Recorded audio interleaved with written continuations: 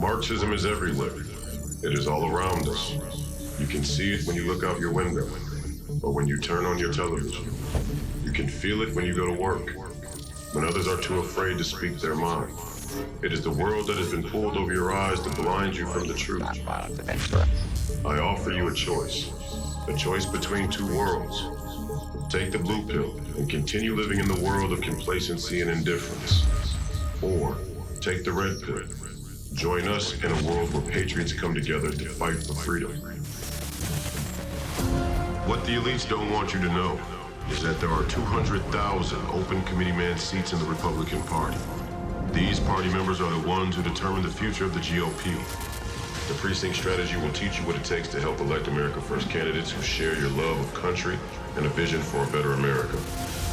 Will you take the blue pill and continue living in a world where a corrupt few control everything? Or will you take the red pill and join us? Let's take our country back, one precinct at a time. Choose wisely. Your future depends on it.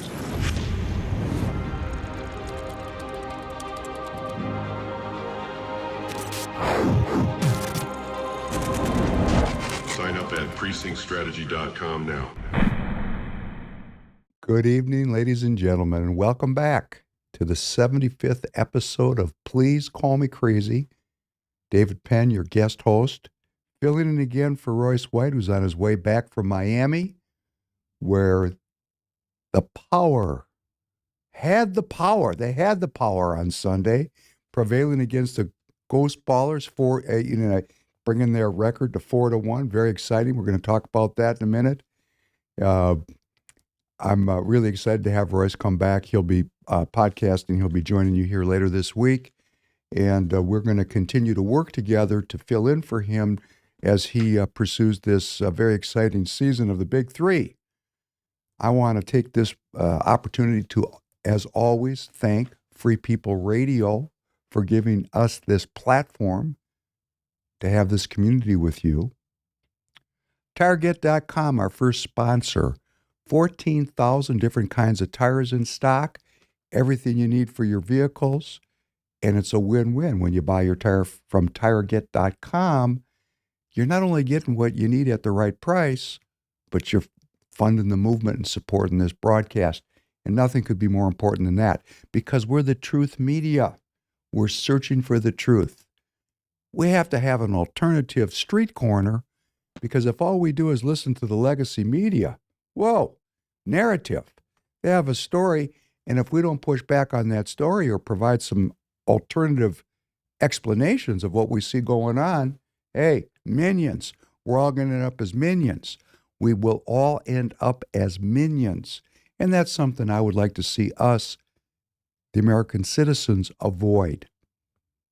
And then we're talking about these sponsors, our new sponsors like MyBookie.com and GhostBed. This is the Patriot economy. I know I repeat myself, but when we'll know when it's working. We will know when it's working. And we're asking you to make it work. Truth Media, supported by the Patriot economy, is going to equal freedom. Freedom, not slavery. They have inserted slavery where the word freedom and the feeling freedom and the idea freedom was supposed to be. We'll talk about that today. How do we get going here at the fundamental level for the hardcore warriors out there? And you're out there, the warriors, the people that are ready to get in there and get the job done. PrecinctStrategy.com. PrecinctStrategy.com. A tutorial for all you need to get in the game of politics, get off the bench, get in the game, and put your will in the equation of the future. There's so much going on. The Please Call Me Crazy audience. Hey, it's called crazy making behavior, actually. This level of perturbation, of continuous crisis, of information that's contradictory, this makes you crazy. It's called by our psychologists, another group of elites that are gatekeepers. They call it crazy making behavior. And, their goal in their therapy is to make people, in a in a more normal track. You know, conform, conform. Some of us, though, the red pill brigade, we don't want to do that. We actually enjoy taking that red pill and call me crazy. Please call me crazy. You know, Royce has that as a title of his podcast. It's so appropriate because we're still at a point in American history that if you hold certain ideas, concepts, you're going to be vilified. Vilified. For example, I want to jump ahead just for a second. It's new news and it's so interesting. I'll probably come back to it. But there was a very prominent Nobel Prize winner. And he won the Nobel Prize in physics. And he actually came out. His name is Dr. John Clauser, 2022 Nobel Physics Laureate. He slammed the climate emergency narrative as a dangerous corruption of science that threatens the world's economy and the well-being of billions of people. Wow, that kind of undermines the narrative when a Nobel Prize winner, and not in poetry, in physics, someone that knows how to add, subtract, multiply, and divide, critically think, comes out and says, oh, this is a con. We're going to talk about the con today, the con. Guess what happened to him when he came? This is a very, very, accomplished, how much more accomplished can you be than winning the Nobel Prize for physics? It's kind of the sine qua non of accomplishment, right? So he immediately was abruptly canceled and was removed from an event that was being held by the International Monetary Fund. He was due to speak this past Thursday. The title of his talk was Let's Talk, How Much Can We Trust the IPCC Climate Predictions? And guess what? They canceled him. So please call me crazy. Please call me crazy as the narrative breaks down. We'll come back to Dr. Clauser. Blessed are you, God and King of all worlds. Thank you for creating the light and the dark. Blessed are you, God and King of all worlds. Thank you for creating me in your image. Blessed are you, God and King of all worlds. Thank you for making me an American. Blessed are you, God and King of all worlds. Thank you for making me free. Blessed are you, God and King of all worlds. Thank you for healing the blind. Blessed are you, God and King of all worlds. Thank you for feeding the people. Blessed are you, God and King of all worlds. Thank you for releasing the bound. Blessed are you, God and King of all worlds. Thank you for raising up the downtrodden. Blessed are you, God and King of all worlds. Thank you for creating the heavens and the earth. Blessed are you, God and King of all worlds. Thank you for providing for all my needs. Blessed are you, God and King of all worlds. Thank you for directing my path. Blessed are you, God and King of all worlds. Thank you for our American courage. Blessed are you, God and King of all worlds. Thank you for crowning America with glory. Blessed are you, God and King of all worlds. Thank you for restoring strength to the weary.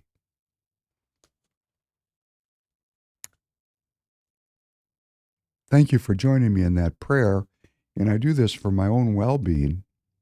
And I mean it when I pray. And I hope I'm transmitting my feeling about this more and more. I'm praying with you publicly. Now, prayer, it has a public dimension when we go to a public service. But prayer is for me, this is my perspective.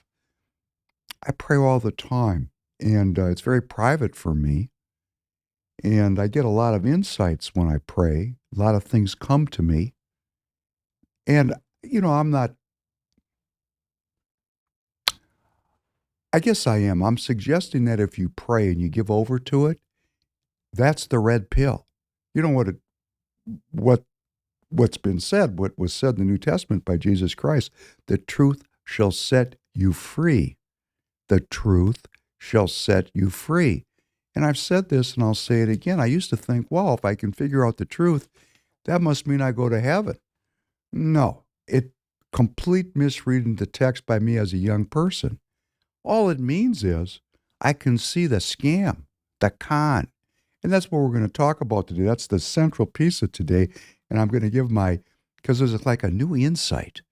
They're actually running a classic con game on me and on you, a classic con game. We call it a scam, but there's actually a form to a con, a form. There's a form to a con game. I'll refer you back to the movie The Sting. Tanner, do you know the movie The Sting? I have not watched it, no. Did you watch The Godfather over the weekend? I was very busy this weekend. Sorry, 3 hours was not available for me. Oh, okay. Well, let me tell you something. We're staying after this Godfather. We're gonna try to get a piece of it in the podcast today and see if we can get by the censors. But we really want to get into some of this source material. So now we got Tanner on the spot. I bet he's going to watch it because it's embarrassing.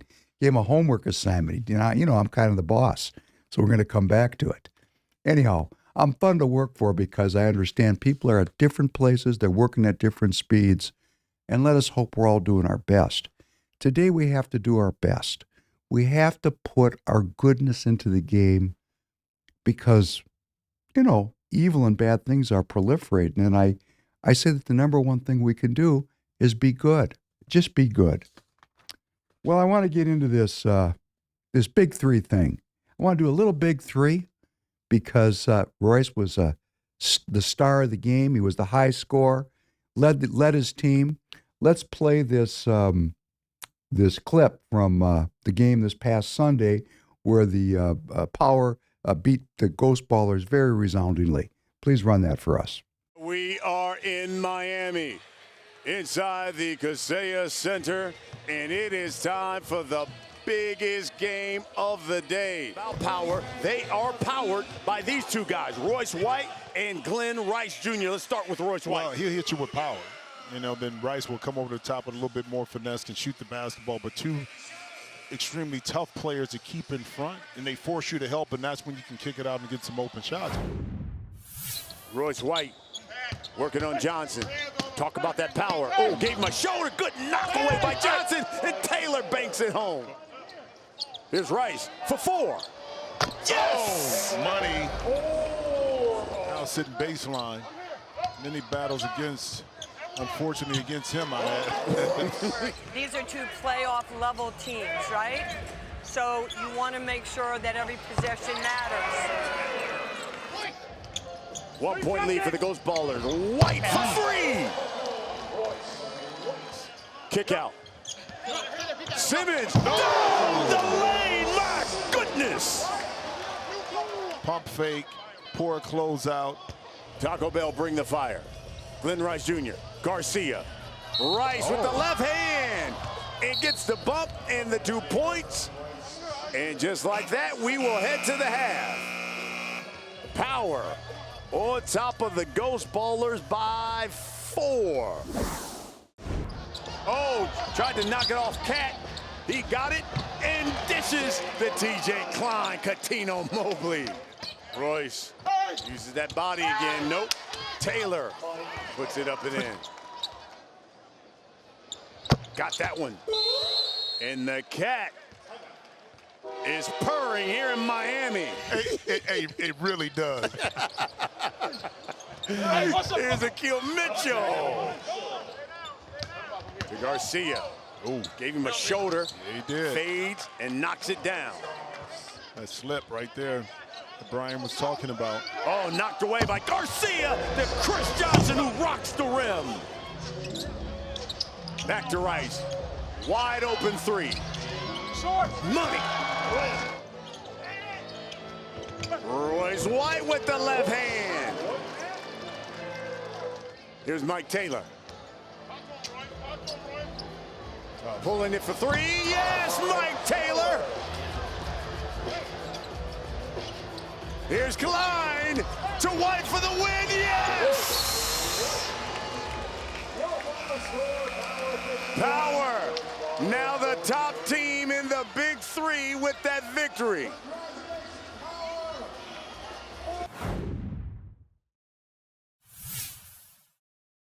Okay, well, you heard it right there. Power's up on top of the league, 4-1. Can't beat it. It was great. Royce scored the last 4 points for the Power. He was dominant in the game. You know, the Ghost Ballers were a big team, and Royce really used his power and his size to push those big men aside. And actually, the Power really dominated the Ghost Ballers. It wasn't even close. Looked closer than it actually was. Again, two weekends in a row. Next week, this will be week 6. The Power is going to play I think it's the Enemies. And the Enemies are 3-2, so it'll be a potential for another great epic game.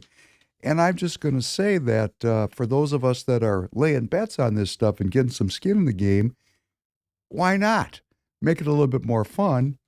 You know, the season, you know, it's peaking out now. So from the biggest games to the smallest moments, you can make every bet worth your while with MyBookie. And if you're asking yourself why you choose MyBookie, I've been there. The website is really frictionless. It's really customer friendly. Customer friendly. How important. You cannot beat customer friendly. And I'll tell you how friendly they are. You put down a $100 bet, and you're going to get 6 times your money back on that deal. Now, I suppose the odds are going to change because the Power is looking pretty dominant here. So you better get there quick and see what you can get in here for a return on your investment. You go there and you put in promo code Royce. That's promo code Royce, and you're going to get yourself some extra funds, redeemable all the way up to $1,000. Promo code Royce. Let's get in to MyBookie.com, a Patriot economy company that's supporting the movement, and we're going to support this company, and that's that great circulation we're looking to establish, because truth media and the Patriot economy equals freedom. And what could be more important than freedom? It's fundamental to our well-being. Let's talk about the strategy. The strategy. When I call it the strategy, I noticed that when I hang around with people in the Republican Party, they have so many secrets, like they got the nuclear codes. The nuclear codes. That's all this proprietary information and all these secrecy oaths. You know, they're just creating some buzz around nothing. Sometimes people create, the secret society concept to convince their followers that there's something special when in fact there's nothing there at all. And that's where we're at right now with the party. Now, for the people that want to contribute to saving this republic, to preserving our currency and our net worth and our freedom and what makes us Americans, preserving that, we got to follow a strategy. And this strategy, I put this forth in the spirit of, to have a good idea, you have to have lots of ideas, and you're going to have ideas too. The fundamental building block of this strategy is there's something for everybody. It doesn't matter where you are in your spectrum of political activity. From someone that's very meagerly involved or modestly involved to someone like me that's full-time involved. There's something for everybody to do. But really the core of what the Please Call Me Crazy podcast when the Professor Penn's sitting in is about is trying to get everybody activated. We have to get activated because our elites have control of the levers of power. They're moving us towards a cataclysm. I think we agree about that. If we don't, you come into the live chat and tell me about it. I know people see it different ways. I got a lot of people that I run into in my age in the Republican Party. They think everything's going great. And I know these people are just insane. In fact, I've kind of lost my patience with them. I'm calling them ignorant. I called a guy ignorant, straight up ignorant. Because if you don't know the source material and you're not keeping up with the facts and you have an opinion, that's an ignorant opinion. Now, you're still entitled to an opinion, but you're an ignorant. We have to get educated. We got to take our red pills. We've got to take our red pills. We got to take them. That's it. The blue pill swilling sons of hey, they're going to get us killed. That's a beep, okay? One of the things that I'm trying to do, and I'm doing it because we're going to a mass audience now. I'm trying to welcome everybody in. which means my tone, my presentation, the way I'm giving ideas, I'm trying to be a little bit less inflammatory because I get all this feedback that people are not ready, can't handle it. Well, this audience can. And when I look at the overall playing field, I have to say, there's no time to go slowly. We got to move at full speed. But there's no reason for me to swear. I want to do everything I can to welcome you in. But you know who we are, right? We're not pulling any punches here at, please call me crazy. We're just making it accessible. Let's leave it that way. Okay, got to have a lot of ideas. I got a lot of ideas. Everybody's got a role in this fight. Everybody. Here's some ideas. The most important idea, in my opinion, is to be a good person. Seems a little strange, but if we're in a spiritual battle, which I think we are, the most important step we have to take is to move from narcissism to altruism. And that's not easy for people to do because people are very self-interested. You know, I've got people that love me, like Mrs. Professor Penn. She gave me a long lesson, a long discourse this weekend on people are self-interested. And of course they are. Of course they are. But that is a cultural expectation. Comes out of the Darwinian concept of survival of the fittest. And Sir Thomas Malthus, that we have a limit on food relative to population. So everybody's competing for dwindling resources. So everybody's self-interested. And they fence that as a genetic trait, as if it's the only genetic trait that's out there. But we've talked about Kropotkin, who at the same time as Darwin came up with the idea of altruism, that humans come together into groups and they're mutually supportive to survive as a group. We've got two poles here. We got a yin and a yang. They're both functioning. It's where on that polarity we choose to align as a culture. Well, hasn't this every man for themselves thing been working well for us? Doesn't it look great? Whoa. I mean, we don't even have professionals. Our professionals don't even have the ethics anymore to profess in their quest for truth. People are on the payroll. They're self-interested. I get it. But we as a culture can move towards altruistic. There was a great philosopher who said, if I am not for myself, then who will be? But if I am only for myself, what am I? I'm going to say it, I'm going to read it one more time. It's an interesting polarity. If I am not for myself, then who will be? But if I am only for myself, what am I? Politics requires a certain amount of not being only for yourself. Well, that's not true either. Please let me correct myself. Our current politics, as prosecuted by the people in control, is all about them. They're running a con on us. We're going to come back and talk about it. I have to remind myself of this because all of us are caught up in the illusion that our elites are doing things for everybody. They're just not. They're conning us. A classic con game. What we have to do is take back the levers of power from them through the strategy and establish a culture and a politics that's tilted towards everyone and not be caught up in this failed ideology that goes back to the 1880s, to the British business model of slavery, drugs, and piracy. In other words, it's all about me and nothing for thee. And to these people, it's up yours time. We have to pray and study. I said that earlier in the podcast. If we're ignorant, if we're just ignorant, we get a vote when we're ignorant. We get an opinion when we're ignorant. It's just not very valuable. The time we devote to study, like watching the podcast or reading a book or praying, seeking information, this is critical time. We all must, I think, for our well-being, designate some time where we investigate and we explore. I remember Tanner. Tanner went up north of the Boundary Waters.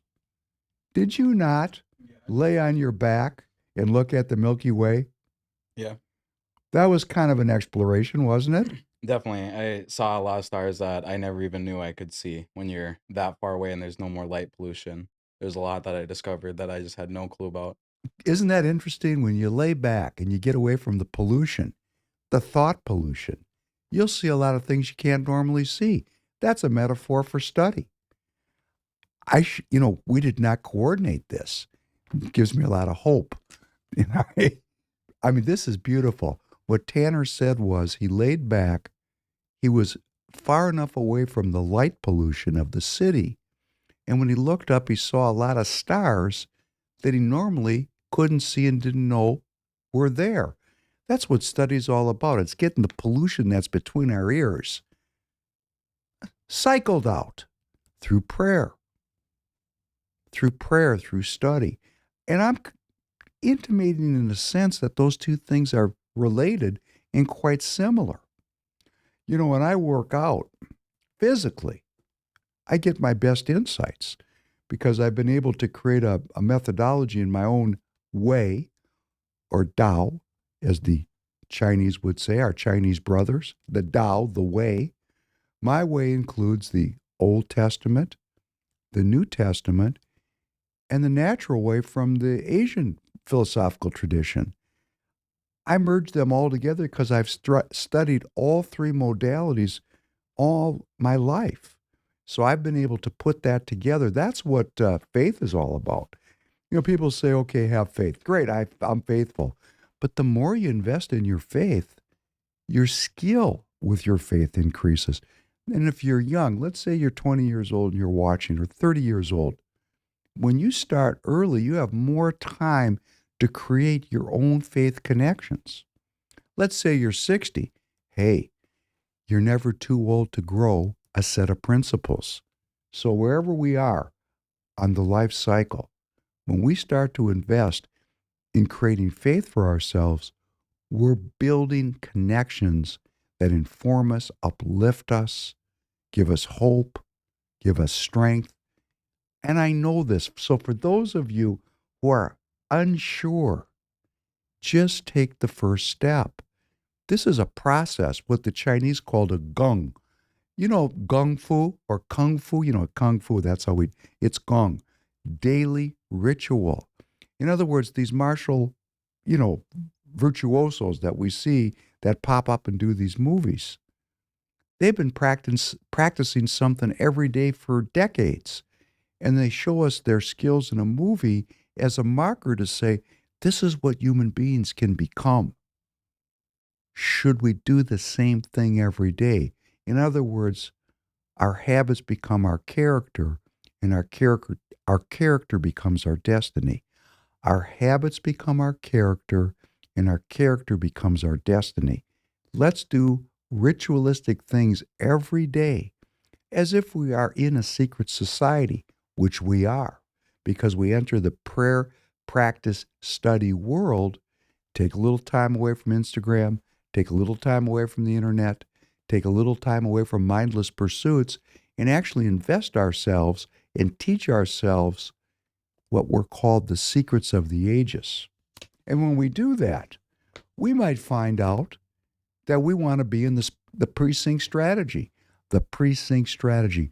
We may join a political party. This is part of the strategy. Some of us in this audience are going to jump up and we're going to say, wow, I've been listening to Royce White. I've been listening to Professor Penn.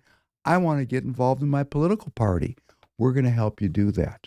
And when you get involved in your political party, you're going to help bring back sacred honor to the parties. Because guess what? Without honor, it's a morning without sunshine. It's just get up and get screwed. But when American citizens go into these parties and bring back honor to the process, hey, we're healing this country, and that's critical. But there's other things we can do. There's a thing called crowdsourcing. You know what it is, and if you don't, all it is you taking the content that you enjoy or the ideas that you discover and sharing them with all your contacts and asking them to share it with their contacts. This is how we're going to spread out information that's going to change the country. We have technological means. Now, we tend to be rather passive and we like to watch and consume information, but you're a force multiplier. You can take the information and send it out to everybody you know, and you get to be an editor. You get to pick the information that you send out because it reflects who you are and what you think's important. That's a vote. You're actually voting about what people are looking at, the people in your circle, your web. You know, we have this World Wide Web. It's a technology. The World Wide Web is the human beings, the family of man, and our connections. So use those connections. Use those technological links to spread out your humanity as you see fit. That's powerful. That's power. You want to talk about power? You're an editor. Use your human agency. There's street protests. You know, this is something I find very interesting. 20 years ago, people were out in the streets. I remember during the 2000 and Bush period when the Junior Bush went off on this wilding in the Middle East. The left was in the streets. They were in the streets. Code Pink, remember these people? They were out protesting this globalist adventure in the Middle East. But now because we got the Democrat Party off on a wilding in the Ukraine, nobody's protesting. These people are hypocrites. Do you understand what hypocrite means now in the New Testament? It's more than just going against yourself. It's going against yourself at a level of undermining the faith. If you're anti-war under a Republican regime, which is a uniparty regime, how can you not be anti-war under a Democrat uniparty regime? You're a hypocrite. Let the hypocrites in your world know they're hypocrites. Hold them accountable in a very loving and very straight way, and ask them to go into the streets and start protesting again. Hey, I remember when you protested Mrs. So-and-so. Where are you today? Where are you today? Why are you not in the streets today? For those of us that are willing to go into the street and protest this war and hold up a sign that says, why? Please do so. And then there's the letter writers. These are all strategies that every one of us can use. I can't do them all. I'm giving all my time to the things I'm doing. I'm asking you to find something or ideas I'm not even mentioning here to get you into this political process. Letter writing. You know, if you don't know who your elected representatives are, you can find out. It will take you a very short period of time to go onto the internet and figure out who's representing you. And when you figure out who's representing you in your federal elected positions, your senator, you have a congressperson, you live in a congressional district. You live in a congressional district. There is one congressperson who's in Washington that represents your district. There are 2 senators in your state that represent you. So you have 3 federal representatives in the Congress. Of course, then there's the president. We're going to have a presidential election in 2024. Please don't get mad at me if you know all this stuff. Please, because we have American citizens that are not clear about these things. And we have to give them our time because they may want to work to preserve the republic. And because people are not civically educated, they don't know how our government works. They don't know who represents them. And this is painful for me. Painful. So I just want to take a minute and say you have 2 senators in your state that you get to vote for, and you can communicate with both of them, and you have 1 congressperson that you can communicate with. You find out who they are, you find their websites online, and you can communicate with them every day. Every day you can send them an email that says, Dear Senator so-and-so, I, your constituent, am opposed to the funding of the war in the Ukraine. Please stop. If 1 million people sent that email today, the funding for the war would stop. Because, these people, they don't want to give up their job in show business. Think about what you do and I do for a living. When I get done with the Professor Penn podcast, I got to go to my day job. This is my passion. I got another passion. It's my day job.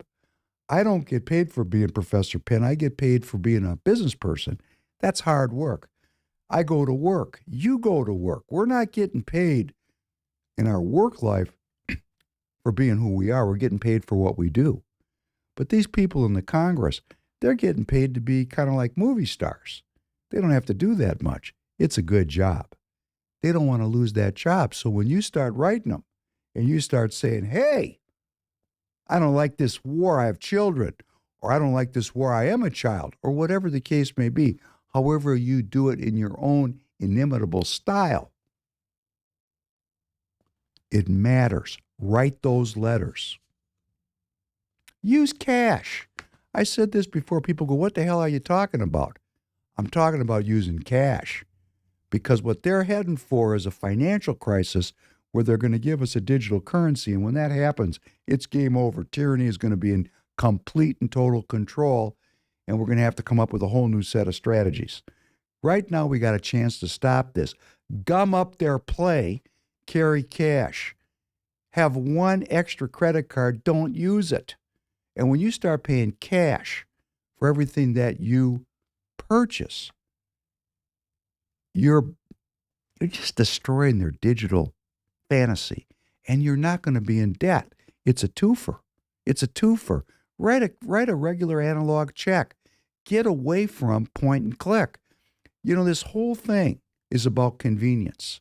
We're giving up our freedom for convenience, and here's the convenience.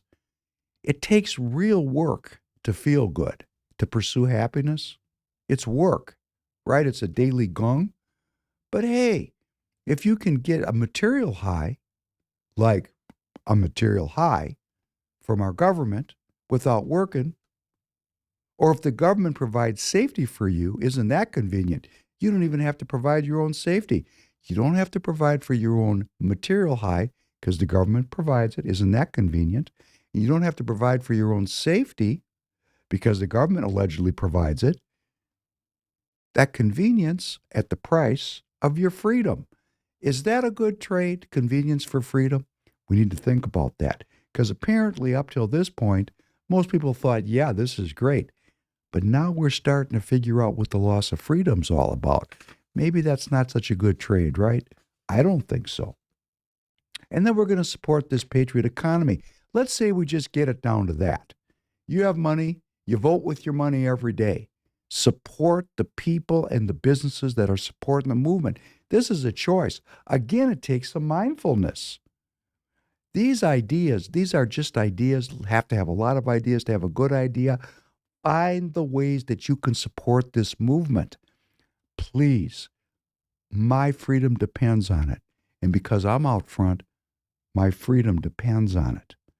I hope you understand what I'm saying. My freedom depends. I'm asking. Nay, let me say, I'm pleading for your support. Thank you very much. Well, what is the parties? For those of us that want to get involved here, what are the parties? What do? Let's just take a little quick trip into that. Again, we had on the last podcast, I read a scene from The Godfather, a script. It's such a good scene. Please let me try to play it for you. Tanner, can you cue this Godfather clip up?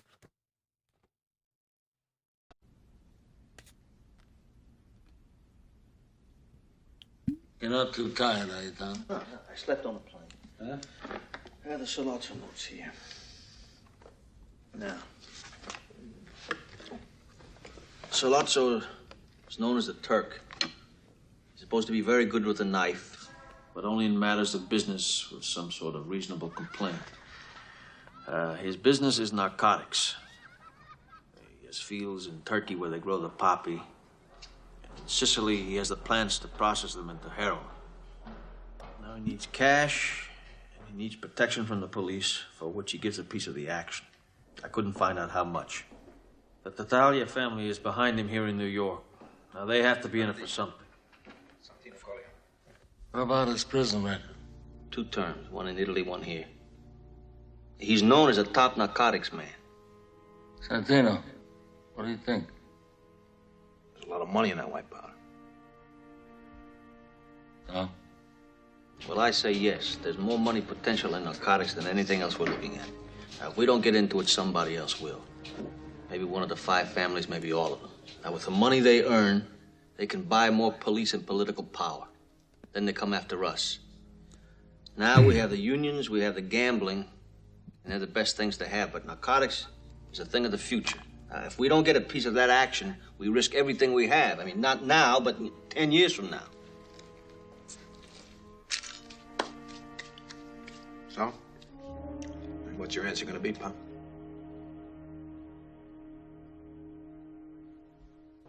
There, Don Corleone. I need a man who has powerful friends. I need $1 million in cash. I need, Don Corleone, those politicians that you carry in your pocket, like so many nickels and dimes. What is the interest for my family? 30%. In the first year, your end should be $3-4 million. And then it would go up. And what is the interest for the Tattaglia family? My compliments. I'll take care of the Tattaglias. Out of my share. So I receive 30% for finance, political influence, and legal protection. That's what you're telling me. That's right. Why do you come to me? Why do I deserve this generosity? If you consider $1 million in cash, just finance. Salud, Don Corleone.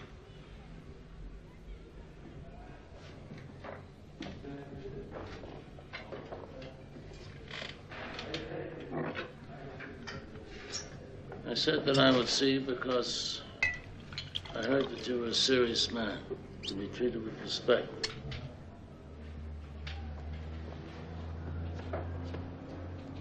But I must say no to you. And I'll give you my reasons.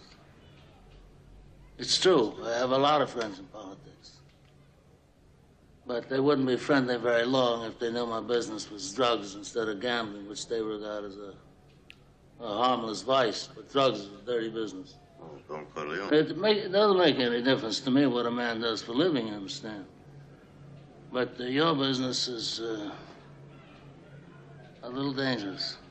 If you're worried about security for your $1 million, the Tattaglias will guarantee it. Oh, are you telling me that the Tattaglias guarantee our Wait a investment? minute.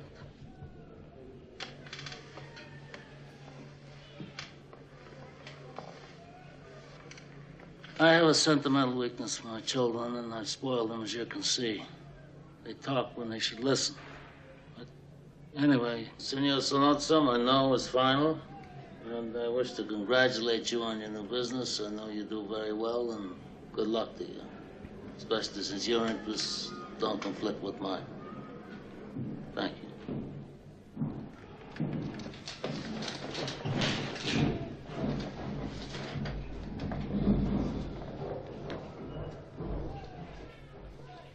That's good, Tanner. Thank you very much. Thank you. Okay, that's an iconic scene, and there's so much there to unpack. And I'm talking about the political parties, right? So watch The Godfather. It'll give you great insight into our current world.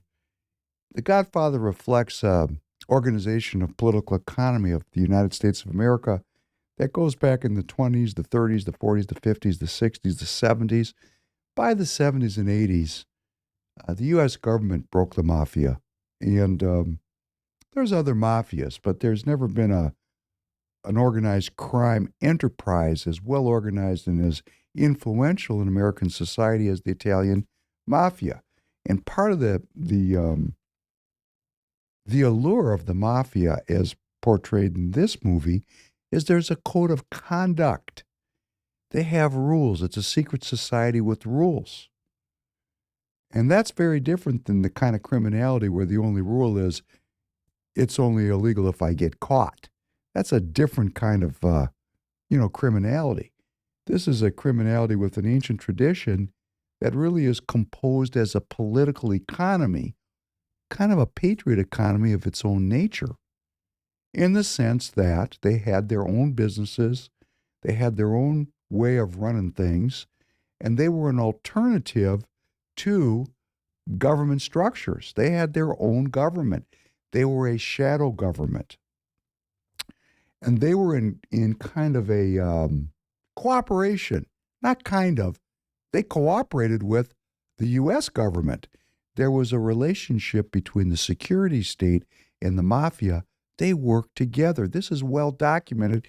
It goes all the way back into World War II. That's when the cooperation started because, of course, these were Italians and Italy was under the rule of the fascists, first Mussolini and then the Germans, Hitler.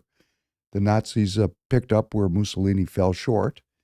And there was a need for tough, strong, brave men to work behind the lines as spies, as saboteurs, as assassins.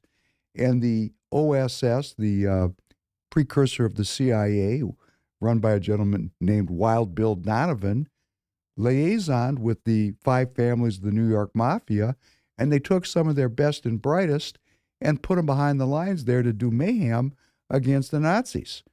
I personally had a friend that did this work. Of course, I was quite young and he was quite old. I was in my early 30s and he was in his 80s. It was interesting. His last name was Capone, which, you know the name Al Capone? It really was Al Capone. If you don't, do you know who Al Capone was? Yeah. Great. I'm reassured by this. Al Capone was a great hero of the criminal world. I'm not saying he was a great guy. I'm just saying he was a hero of the criminal world. I actually knew one of his family members from Sicily that lived in Minneapolis. And the guy went straight, after the war. Please don't get me wrong. This guy was a straight guy. Actually, he was a university professor. And when I got to know him, he was in his early 80s and I was in my 30s. And he was one tough son of a still at that age. I remember one time I was invited to a party at his compound. He had a compound. And he'd been up cutting trees, limbs out of trees in preparation for this party. And he fell out of the tree. He fell a long way. He was at the party. He indicated he wasn't feeling wonderful. The next day, he went to the hospital with 5 broken ribs and a punctured lung. That's 5 broken ribs and a punctured lung, but he still held the party. Hey, that's some sacred honor, right? You're going to have a party come hell or high water. He called for it. He fell out of the tree. It was his own responsibility. And he decided that he was going to do the deal and only seek medical treatment after his responsibilities were complete. That is a player. And he let me know very quickly about what a dangerous person he was. And he was. We had some conflict. And I was forced to consider the relative merits of beating up a guy that was in his early 80s when I was at the peak of my power, or having a guy that was, in his 80s beat me up. Boy, how embarrassing was that? So we found a workaround between the two of us. But he was actually recruited by the security state, the OSS, and he was actually parachuted behind the lines. This is why I worried about fighting this guy, because he was parachuted behind the lines in Italy, where he functioned for 3 years as an assassin. When he came out of the military, he was a professional boxer. These are the kind of people that really were very real people. And guess what he ended up teaching? Art. He became an art teacher, right? So we would call this kind of guy the hands of a butcher and the heart of a poet. A very interesting kind of yin-yang. But I only tell this story because these mafia people were involved with the government. And when I say involved, I mean really involved. To this day, when you see organized crime, the biggest organized crime family is the government, right? How does the government work? It provides protection, safety, and a material high in exchange for our loyalty. This is the whole theme of The Godfather. This is why I'm dwelling into this. The Godfather, really that whole movie was about Don Corleone working his family towards being legitimate so they could actually wield the real reins of power, which is the U.S. government. That's the implicit theme of the whole deal. And in this scene, he talks about going into business and into the narcotics business with Sollozzo, and Sollozzo wants him in the business so that he can have access to the politicians that are the friends of the Don that he has in his pocket, like so many nickels and dimes. That's the key right there. That's the key. And I'm going to juxtapose that with the modern parties. The modern parties, particularly the Republican Party, let's just speak about something I know real well. The Republican Party of Minnesota, which at the end of June had $58 in the bank. That's not an accident. They're broke because guess what? All these American citizens are flowing into the party. And we want to be active in the party and turn the party into an effective political organization. And what's the response of the party? Starve us out. Make us ineffective. It's not going to work because we have our own ideas. We are free American citizens. We're not writing off the Republican Party. We're getting involved in it. They act as if they own it. They don't own it. It's a numbers game. Now, it's critical that American citizens come into these parties and take them back from the power establishments that control them, bring back sacred honor into the party process so that the candidates are not in the pockets of outside organizations like so many nickels and dimes. That's the way it is today. Our candidates do not emerge from we the people. They emerge from moneyed interests that fund these candidates, and the loyalty of these candidates is guess where? To the people that pay the bill, the trolls that take them across the bridge from obscurity to a job in show business. And nobody wants to give up their job in show business because it's an easy job. These people go in, some of them go in rich, okay? It's like horse racing. Politics can be a rich man's pursuit. But oftentimes, we get very humble people that go into party politics with no money, or as they like to say in New York, bupkis. They have nothing. And you look at them 8 or 12 years later, and they're worth $8, $10, $15, $20 million. How did that happen when they were in public service? And that's called the con, the payoff. The payoff. So it is really critical for we the people to enter these parties. Not all of us. You might be writing letters. You might be protesting in the streets. You're definitely part of the crowdsourcing strategy where you're going to be an editor and send out your information that you choose, that you curate, that you think's important to all your friends and relatives, and then you're going to tell that to send it out to them. You will tell your friends and relatives, if you like this content, send it out to your network. And wow, very quickly, the culture is going to change. We can beat these people and stop them in their tracks. We can eliminate their negative, caustic, and evil influence on our culture. We can overthrow the business model of slavery, drugs, and piracy if we just pay attention to talking to each other. Wouldn't that be great? Like go to a medical checkup and know that the information you're going to get there is going to heal you. It's going to be something that's wonderful for all of us. Go to a law firm, go to an attorney, and have that attorney have sacred honor. Sacred honor spreads just like courage. We just need to demand it of everybody. We need to demand it of ourselves. Whatever job I'm in, the people that I work with, when I'm in business, when I have that businessman hat on, I have sacred honor for me, not for thee. I'm functioning with sacred honor. It doesn't matter how my counterparty is functioning, I'm striving to do the right thing. We can ensue the right thing.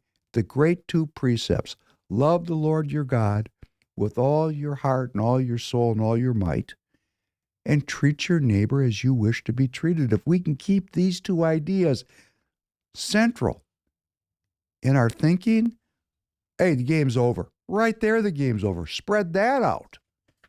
But these parties need us because these parties have been taken over. We were out living our lives. I've said this the last podcast. We're out, coaching our kids in baseball or taking trips or chasing money or enjoying the life that we had with our family. All legitimate things to do. The things that we would like to be able to do. But we missed one thing. We allowed the culture to change the nature of our political participation to voting every 2 years. I'm discharging my civic duty by voting. And most of the people didn't even vote. How crazy is that? That's not an accident. And that's not how the founding fathers envisioned this political process. They envisioned and set up a process where every American citizen was involved in politics through one of these ideas. We must, all of us, be involved. And after we take back control of our republic and restore sacred honor, we can't go back to the way it was, outsourcing our human agency, because the same evil will just creep back in. We have to change our political culture such that all of us, every American citizen, realizes that there's a value to our citizenship, and the cost of that citizenship value, the cost of that benefit, is our participation in our awareness of and our understanding of what's going on politically. It's not too much to ask, is it? For freedom? For freedom. Slavery on the one hand, freedom on the other. Are we starting to feel that they're turning us into, is it dawning on you that they are intending to turn you into a digital slave? Is it dawning on you? If the answer is yes, there's many ways to get involved and oppose this. Tanner, is this dawning on your generation that there's a little bit of digital tyranny breaking out here? Yeah, I think the biggest fear with my generation, though, is a lot of them, like I had explained to you before, we kind of call ourselves the doomers, that a lot of my generation recognizes it's happening and they're like, well, we're screwed. Like, I guess we'll just enjoy it while we have it. Yeah, lack of faith. How do you turn a person into a doomer? You just remove all hope from them. We're talking about hopelessness. Yeah. Hopelessness is a byproduct of faith. How do we develop our faith? We have to develop it through a process called kung fu, daily ritual. If we pray every day, like this prayer, thank you, God, for giving me faith. Try that one if you're faithless. Just say it over and over again. Thank you, God, King of all worlds, for giving me faith. Give that one a whirl and stay with it as long as it takes. And I will guarantee you, I won't guarantee it. I can guarantee this. If you stay with that prayer as long as it takes, you'll become faithful. You'll have the faith of a mustard seed. I'm guaranteeing this. What a statement that is. What a statement I'm making. Unlike, a best price guarantee where I promise you 150% back of the difference, this is in the spiritual realm. You're just going to have to trust me. And please do. And what's your alternative? The con game. You can trust the faithful, or we can talk about the con, sometimes called the scam. A confidence trick or a confidence game is an attempt to defraud a person or group after first gaining their trust. Confidence tricks exploit victims using a combination of the victim's credulity, naivete, compassion, vanity, confidence, irresponsibility, and greed. Now, there's a a research that's been done into this, because this confidence game, or the con is actually a secret society where people practice certain techniques to achieve an outcome. I just said that if you pray, thank you, God, Master and King of all worlds, for giving me faith, you're going to have faith.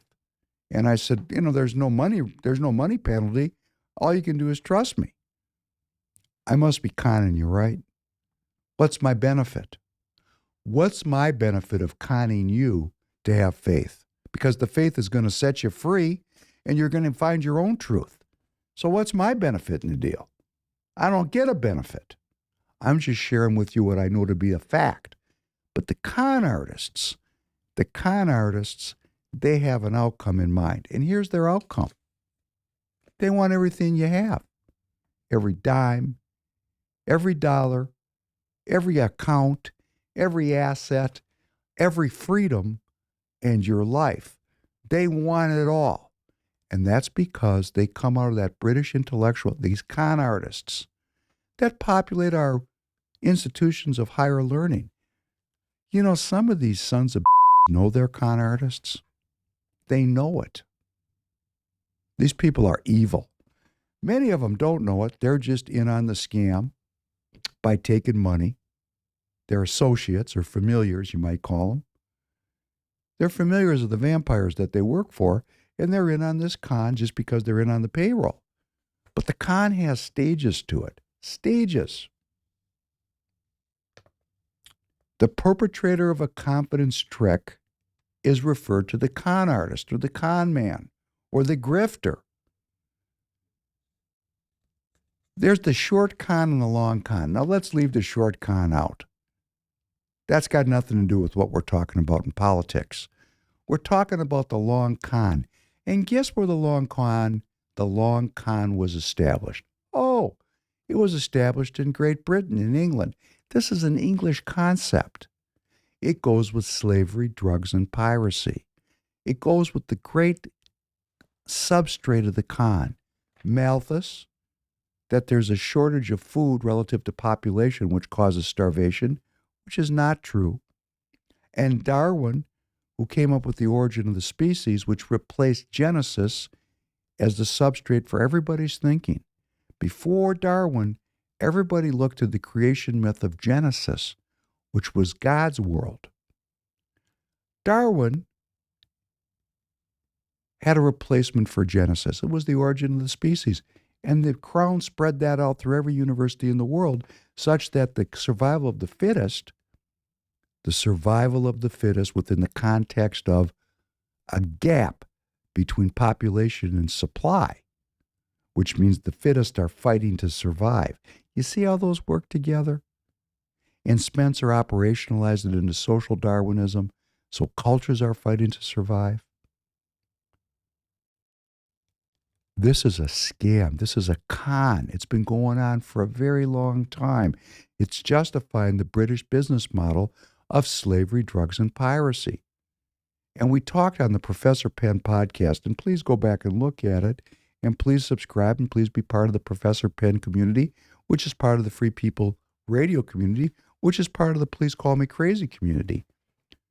We talked a lot about that British intellectual tradition and how it ran into a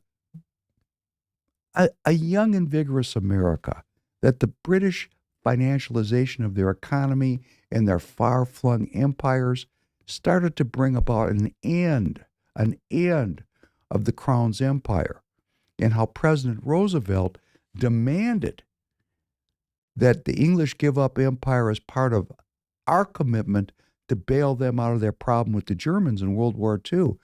President Roosevelt, a great leftist, but a man who believed in God, forced Churchill to sign and promote the Atlantic Charter, which provided for the self-determination of all peoples. And this was England at the time, had, Israel was a colony, India was a colony, these people had colonies everywhere. And it was the United States of America and Franklin Roosevelt, President Roosevelt, that brought an end to the British colonial enterprise. But the Crown wasn't done. We've talked about this. They infiltrated our intellectual centers of higher learning. They put our professors on their payroll, and they infected all of our elites with this same idea of Malthus and Darwin and Spencer. And very soon they had gone to a 2.0 version of slavery, drugs, and piracy. Well, let's talk about the long con. The first thing you have to do, and scholars have identified these different stages. The first thing you have to do is called foundation work. Foundation work. Preparations are made in advance of the con, including the hiring of any assistance required in studying the background knowledge needed for the role. Well, in this con, this long con, the fundamental group was called the Club of Rome. The Club of Rome was established in 1968, and this was a group of scholars that formulated a philosophy. They were on someone's payroll. That would be the Crown's payroll. Central to the formation of the club was the concept of the problematique. It was this was an opinion that viewing the problems of humankind, environmental deterioration, poverty, ill health, urban blight, criminality, viewing each one of these problems individually or in isolation, they couldn't be solved on their own terms. To solve any of these problems individually was doomed to failure. Another scam. This Club of Rome said these problems are all interrelated. That, and this is a quote, it is this generalized meta problem which we have called and shall continue to call the problematic, and that is inherent in our situation. In other words, the problems were so big, they needed a global solution. And of course, the biggest problem was what they called the limit to growth. This was something the Club of Rome published in 1972, and it was a rehash of the Malthus Darwinian concept, updated, adding in a little mathematics and some computer modeling. And let me just summarize what the club came up with. You're going to love this. This is right out of their literature. You can look it up. Please do your own research because you have to see it for yourself. Listen for this. This is called the foundation. The foundation. You got to lay the foundation of the scam, the foundation of the con. Listen to the foundation. Every state has been so used to classifying its neighbors as friend or foe that the sudden absence of traditional adversaries has left governments and public opinion with a great void to fill. This was written in the 60s, in the first turning after World War II, when there was a great effort to bring peace forth. That peace was actually thought of as a human right, because when you kill 88 million people in 5 years, hey, that's got a reaction, and that reaction was peace. And there was an effort to damp down the enemy thing, the demonization of the other thing.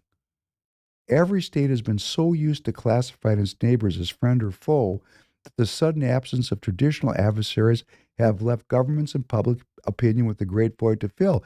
And let us not forget that the Crown loved to turn people against each other, because if you can get two groups fighting, it's easy to steal all their shit while they're trying to kill each other. And that was what the British colonial enterprise was all based on. Getting Muslims to fight with Hindus, getting Shias to fight with Sunnis, to getting, the enslavers to fight with the Protestants. Just get everybody fighting, and a small group of people can rule the world. That was the British philosophy. These people did not believe in God. They did not believe in treating their neighbors as they wished to be treated.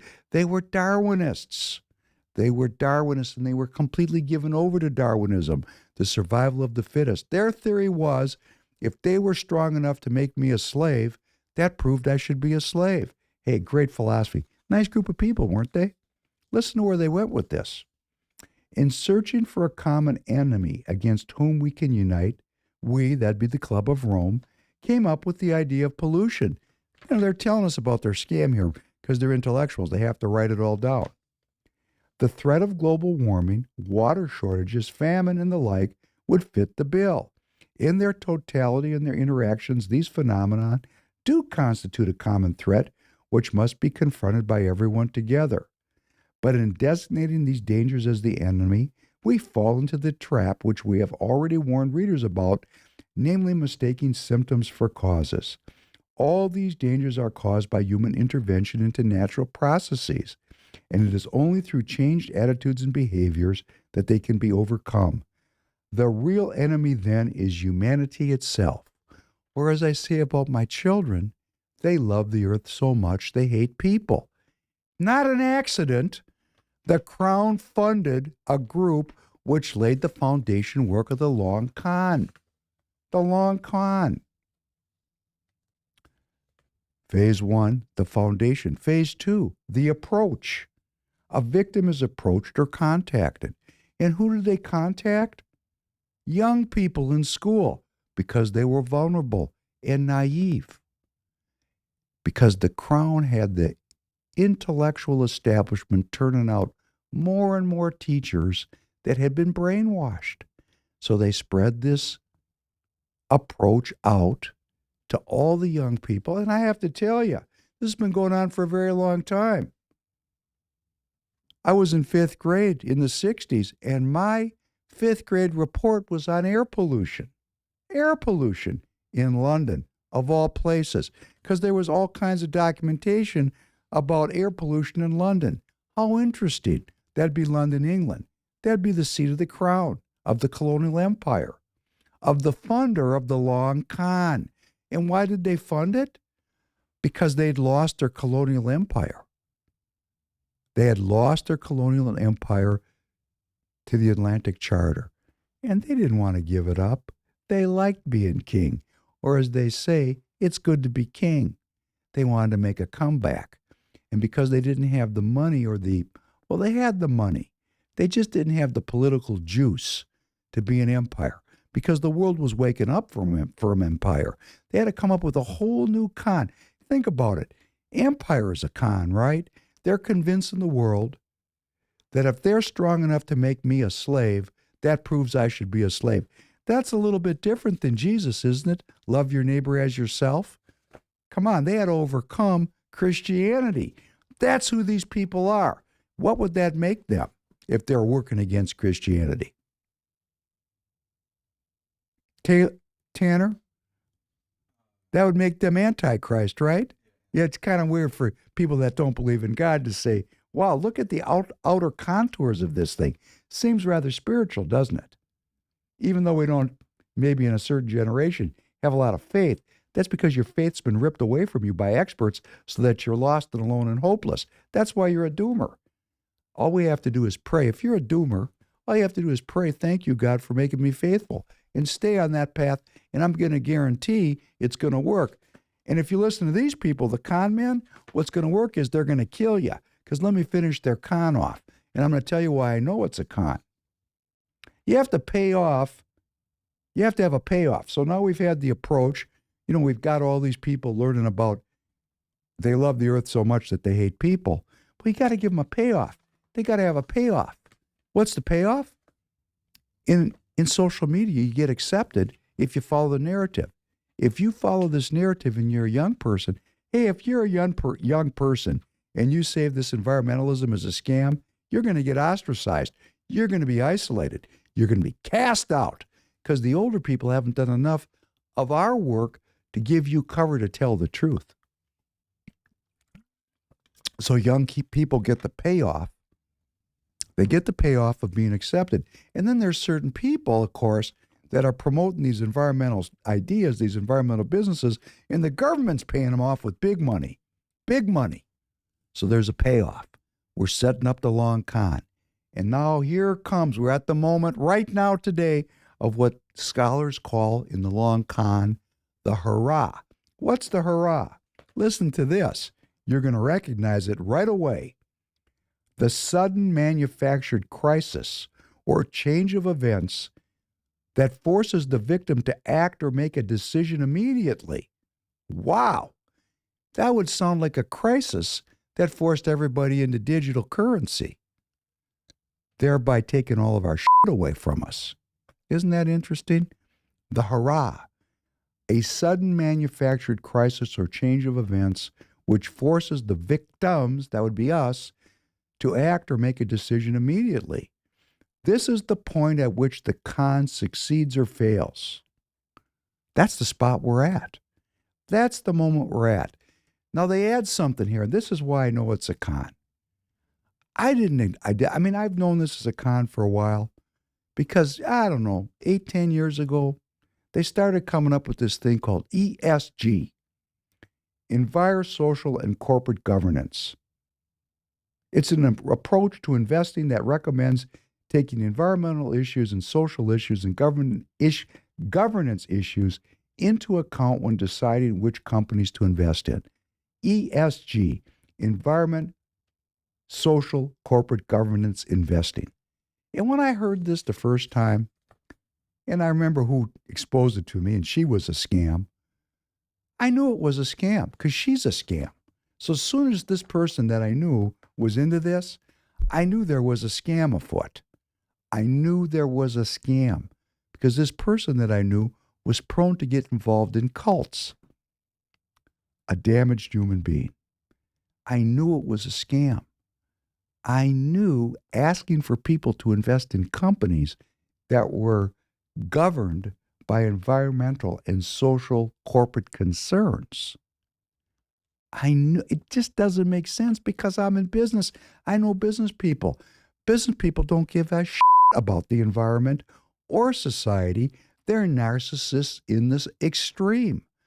They're narcissists. And they're still considered narcissists. Go back and look at AOC about 2 years ago. She said people that own businesses are mentally ill. She let the truth out of the bag. You can't have it both ways. The bar door,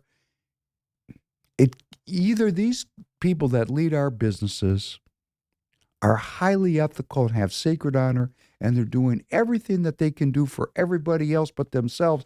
They no longer care about profit. Or they're mentally ill narcissists that only care about themselves. It can't be both, AOC. AOC screwed up. I'm going to play that. Let's get that AOC clip in here next time. We got to follow up with that.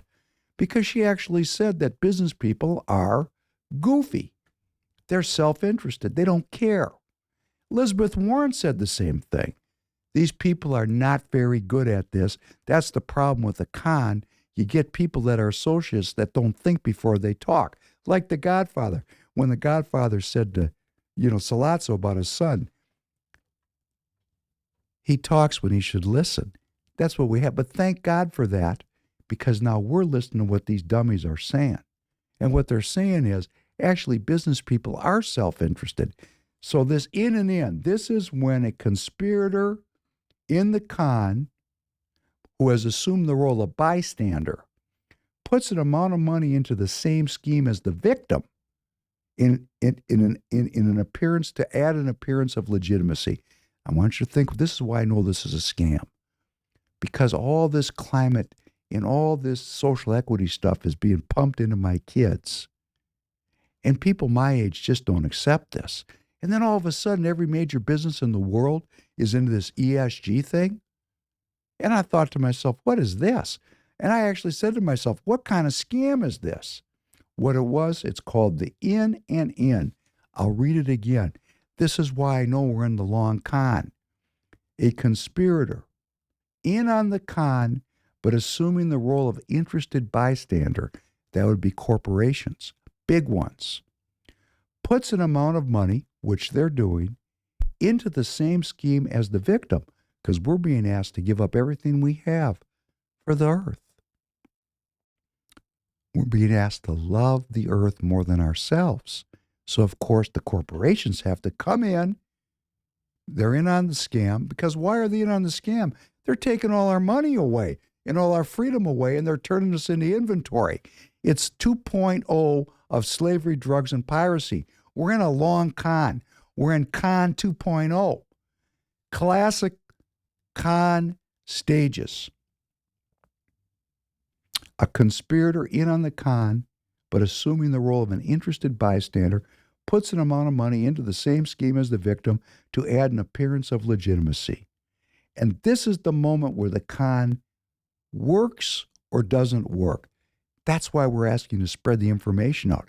Because when people realize they're getting scammed, when a Nobel Prize physics laureate of 2022, a man named Dr. John Clauser, slams the climate emergency narrative as, quote, a dangerous corruption of science that threatens the world's economy and the well-being of billions of people.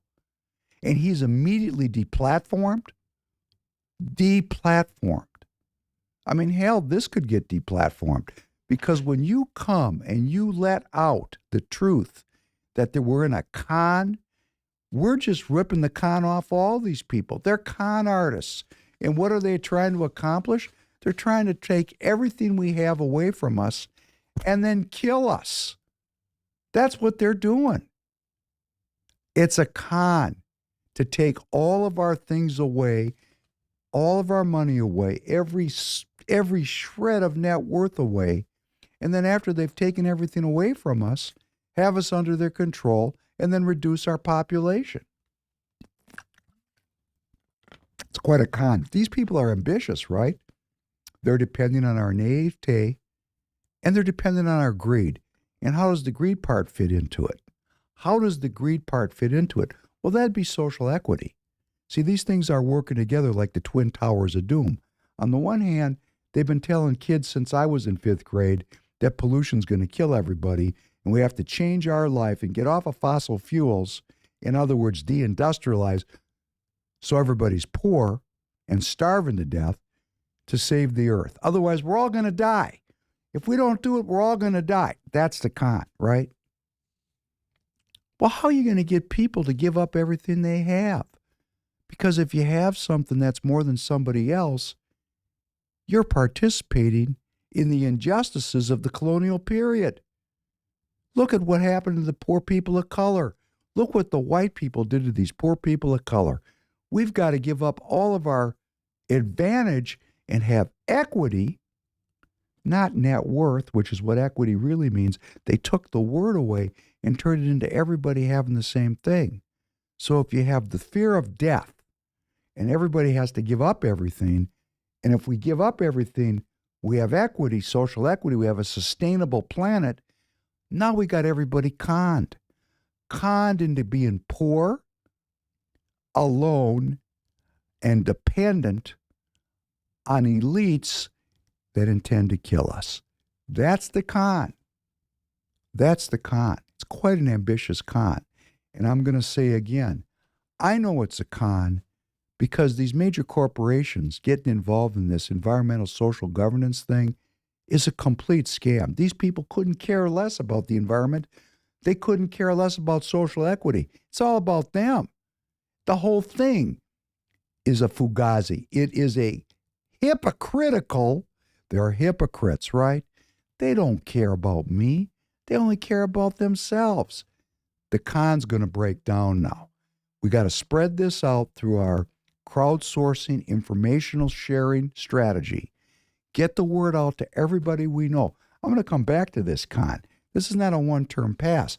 This is a classic con. The con artists are our elites. Their goal is to take everything we have away from us and then clip us out. And how do we know it? Because they got the in and out move being made by corporations, which is completely disingenuous. We know it. They don't care about us, these corporate leaders. Unbelievable. I'm going to let this sink in for a second. Let it sink in. So when I'm talking about this con, when I'm laying in bed thinking about it at night, I'm going to tell you, I freak out. I freak out. I freak out. I can't sleep. Or if I do sleep, I sleep fitfully and I sweat. And that's why I want to just take a second talking about the Patriot Economy and our sponsor, our new sponsor, GhostBed. GhostBed is working with materials that cool my sleep. I'm getting into it. All of their products have this proprietary materials that cool you off. They have all the accoutrement for your bedroom. They have pillowcases and pillows and sheets. They got that mattress, that very comfortable mattress to restore our sleep, so critical to our well-being. And you know, when I'm struggling with all these issues, I need that extra support. And I bet you need it too. So please go to ghostbed.com, put in /Royce, use the promo code Royce for 40% off. 40% off on the entire catalog of products that are available from Ghostbed. I'm into it. I'm asking you to get into it. We need it. We need our sleep. So I want to thank Ghostbed for sponsoring us. I want to thank you for supporting our sponsors. Let's get that good circulation going so we have a political economy that can support truth media. If you knew you were being conned, I salute you. Professor Penn is getting more and more in touch with how deep this con rolls, how sophisticated these con artists are. And all we have to do to win is reveal their con. That's why there's such a great effort to control information, the control of information. But they can't control you and I talking to each other. They can't control you talking to your neighbor or your brother or your child or a cousin and asking them to spread the information out. We have to get this information right in our heads so that we can sell it. Because politics is a lot about selling ideas, sharing ideas. We call it sharing.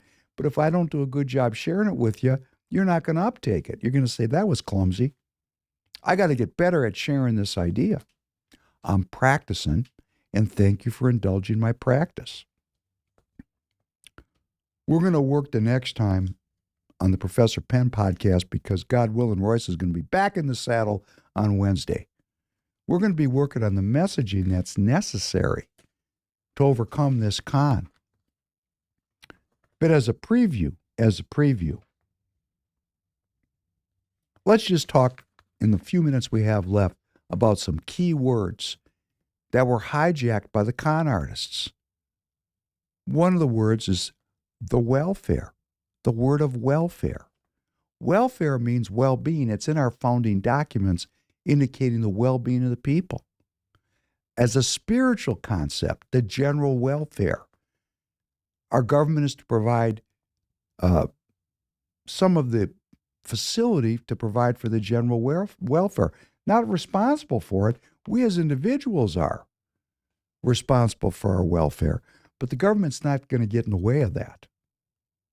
And somehow along the way, and I'm going to refine that idea for you, but somewhere along the way, some very brilliant academics said, we're going to take that word welfare, which means well-being, and we're going to turn it into a materialist government program where the government gives money to the people and makes them dependent on government.